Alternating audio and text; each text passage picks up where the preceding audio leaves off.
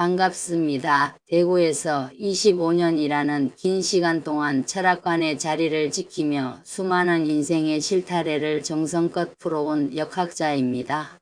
저 또한 1964년생 갑진생 용띠로서 2026년 병오년의 이 뜨겁고 강렬한 화기를 마주하니 흐르는 세월의 속도가 살을 에는 바람보다 빠르다는 옛말이 가슴 한구석에 더욱 절실히 다가옵니다.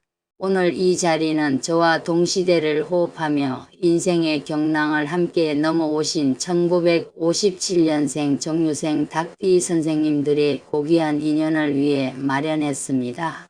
어느덧 70세를 바라보는 69세라는 인생의 가장 깊은 지혜가 농익는 연세에 접어드시면서 가끔은 지나온 세월의 흉터가 시리게 느껴질 때도 있으시겠지만 오늘 제가 전해드리는 하늘의 보살핌과 길신의 축복을 통해 새로운 용기를 얻으시길 소망합니다.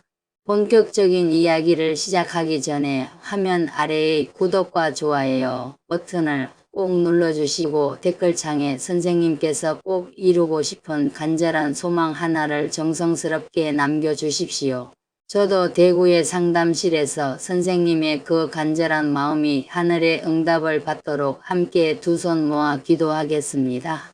1957년에 태어나신 정유생 선생님들은 명리학적으로 적개적 붉은 닭의 기운을 타고나신 분들입니다. 정화의 따뜻한 등불 같은 마음과 유금의 정교하고 날카로운 결단력이 만나 평생을 흐트러짐 없이 가정을 보살피고 자신의 자리를 지켜온 신용과 의리의 상징이시기도 합니다. 이제 2026년 병오년 69세라는 인생의 참된 열매를 거두어 드리는 시점에 서 계신 선생님의 삶은 새벽을 알리는 닭의 울음소리가 어둠을 몰아내듯 고요하면서도 명징한 평화의 시기에 접어들었습니다.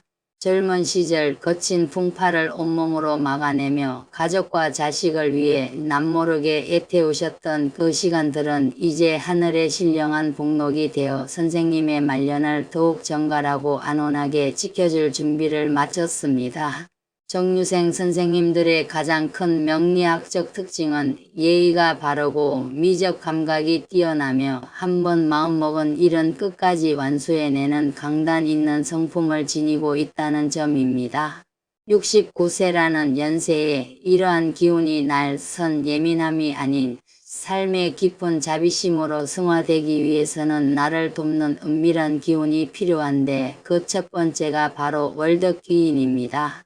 달의 은덕을 입는 이 기운은 선생님의 사주에서 평생 큰 풍파 없이 원만하게 살아갈 수 있도록 돕는 자비로운 수호신입니다. 대구에서 25년간 수많은 상담을 하며 느낀 것은 정유생 선생님들은 유독 인덕이 좋아 주변에 베풀기를 즐기시는데 그 공덕이 말년에 월덕기인의 기운으로 돌아와 선생님의 일상을 평온하게 돕고 있다는 사실입니다.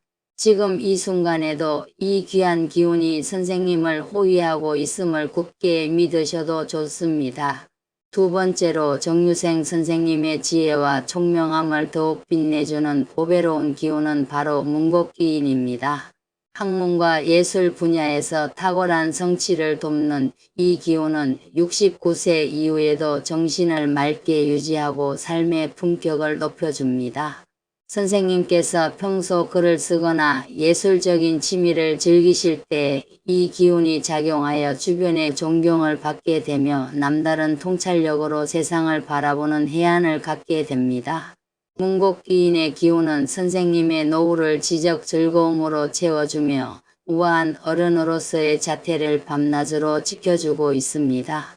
세 번째는 선생님의 경제적 실속과 주변의 지지를 끌어오는 은밀한 기운인 협록입니다. 친구나 형제 혹은 주변 지인들의 도움으로 재물이 끊이지 않게 되는 이 기운은 69세 이후의 삶에서 든든한 버팀목이 됩니다. 선생님이 굳이 손을 내밀지 않아도 주변에서 선생님의 형편을 살피고 돕는 이들이 나타나게 되며 경제적으로 보이지 않는 조력이 따르는 복을 누립니다. 평소에 의리를 지켜오신 선생님의 사주에는 이 협록의 복락이 이미 가득 차 있으며 이 길신이 선생님의 생활을 따뜻한 울타리처럼 감싸며 돕고 있습니다. 네 번째로 명예로운 결실과 신분의 상승을 상징하는 천복이인을 결코 잊어서는 안 됩니다. 하늘이 돕고 보살핀다는 뜻의 이 기운은 공직이나 사회적 모임에서 선생님의 위치를 높여주고 명예로운 결실을 보게 합니다. 69세라는 전환점에서 이 기운이 작용하면 자손들의 경사나 사회적인 인정을 통해 선생님의 이름이 빛나게 되고 주변 사람들에게 귀한 어른으로 대접받으며 안락한 생활을 누리게 됩니다. 천복이인의 기운은 선생님의 권위를 지켜주고 편안한 일상을 유지하게 하여 선생님의 곁을 든든하게 지키고 있습니다. 다섯 번째는 지혜로운 통찰력과 건강을 수호하는 천의기인입니다. 명리학에서 천의는 하늘의 의사를 뜻하며 사람의 몸과 마음을 치유하는 능력이 탁월함을 의미합니다.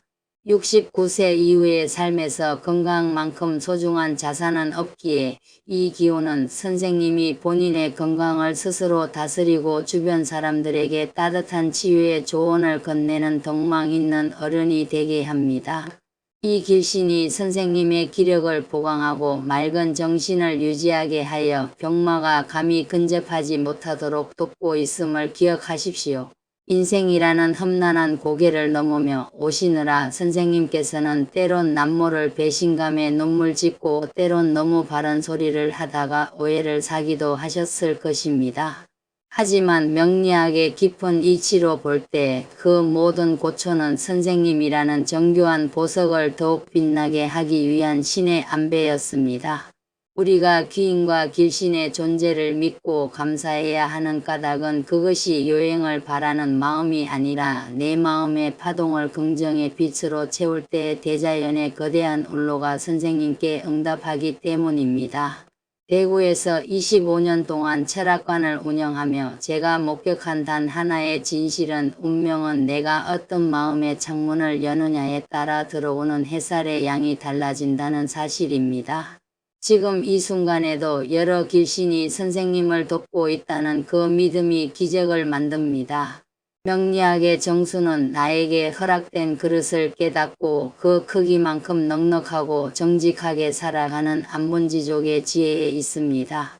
69세의 정유생 선생님들은 이미 거친 겨울을 견디고 새봄을 준비하시는 위대한 승리자이십니다.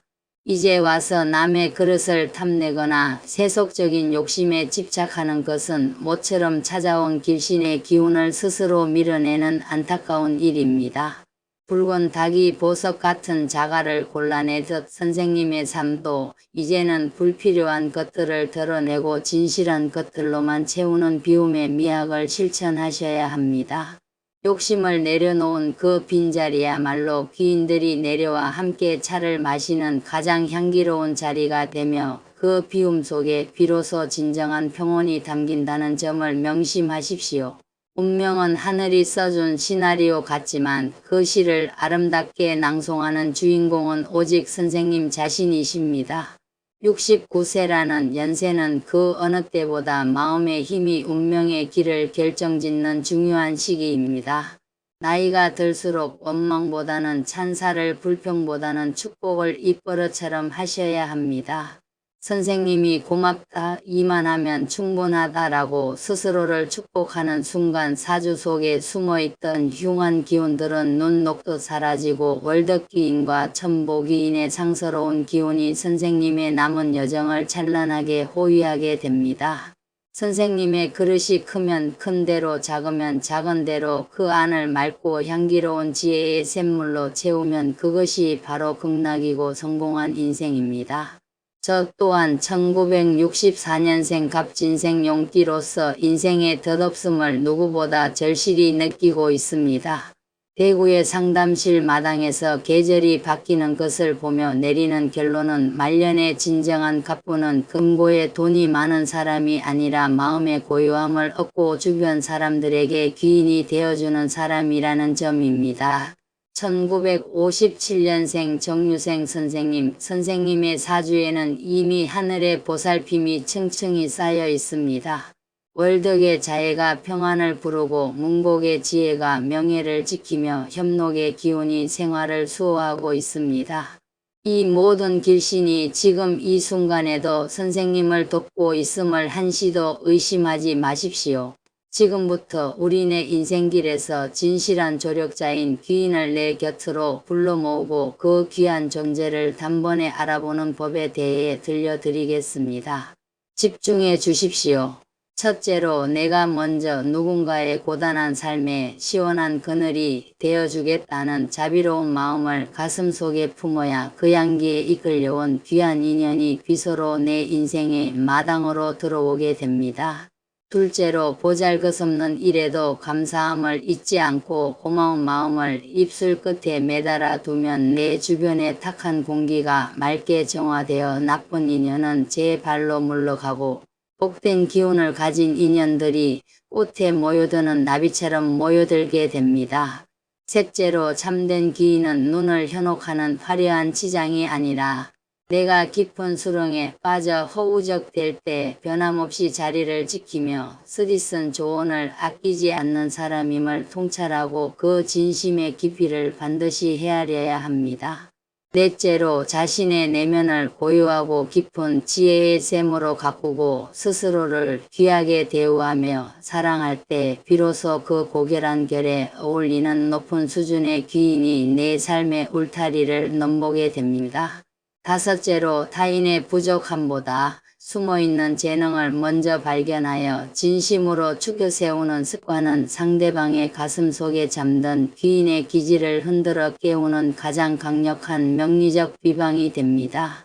여섯째로 지나가는 말로 한 사소한 약속조차 천금의 가치로 여기며 신의의 탑을 정성껏 쌓아가는 정직한 삶의 태도는 보이지 않는 운명의 끈이 되어 귀인과의 인연을 그 무엇보다 단단하게 묶어주는 역할을 합니다.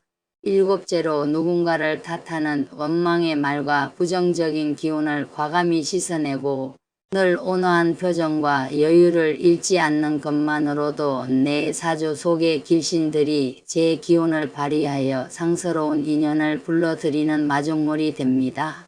여덟째로 나의 기운을 흐리게 하거나 마음의 평화를 어지럽히는 인연을 과감히 끊어낼 줄 아는 결단력이 있어야 새로운 귀인이 편히 앉아 쉴 수 있는 청정한 자리가 마련되는 법입니다.